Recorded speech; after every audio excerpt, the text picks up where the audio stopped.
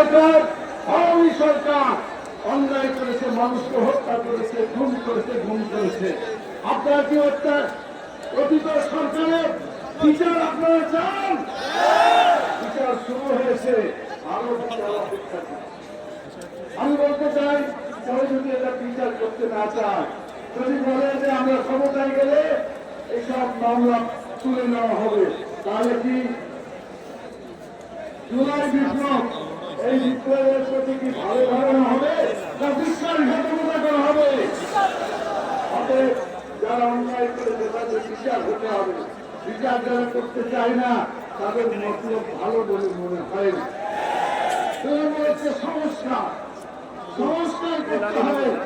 আমরা মানবরচিত মতবাদ বাংলাদেশে রাখতে চাই না, আমরা আল্লাহর বিধান অনুযায়ী সংবিধান তৈরি করতে চাই। আপনারা রাজি আছেন? অতএব সংস্কার করেই আমরা করতে হবে।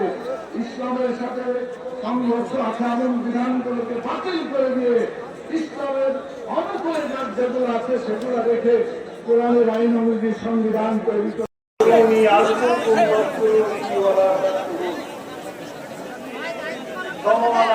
ইসলামী আন্দোলন কর্তৃক আয়োজিত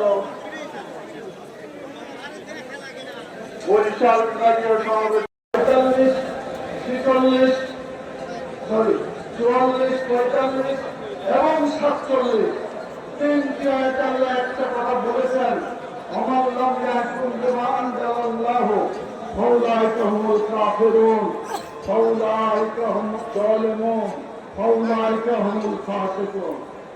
আল্লাহ প্রেরিত যে বিধান, আল্লাহর আইন অনুযায়ী যারা হুকুম পরিচালনা করে না, আল্লাহর বিধান অনুযায়ী যারা রাষ্ট্র পরিচালনা করে না, আল্লাহর হুকুম অনুযায়ী যারা ব্যক্তি, পরিবার, সমাজ এবং রাষ্ট্রকে পরিচালনা করে না, তারা কাফের, তারা জালেম, তারা ফাসিক।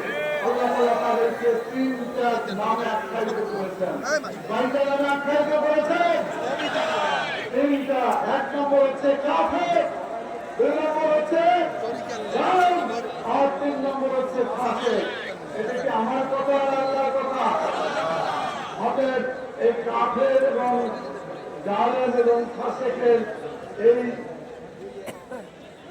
অপবাদ যাতে আপনার ঘাড়ে না আসে, বাংলাদেশের 18 কোটি মানুষকে বলবো যে আসেন আমরা বাংলাদেশকে চালাই মানুষের আইন দিয়ে নয়, আল্লাহর নাযিলকৃত যে বিধান, কোরআনের আইন দিয়ে আমাদের দেশকে চালাই, তাহলে আমরা এই অপবাদ থেকে রক্ষা পাবো। কথা ঠিক কিনা বলেন? এই জন্য আমরা আগ্রহ একত্রিত হয়েছি কোরআনের আইন প্রতিষ্ঠার জন্য, আল্লাহর নাযিলকৃত বিধান কায়েম করার জন্য।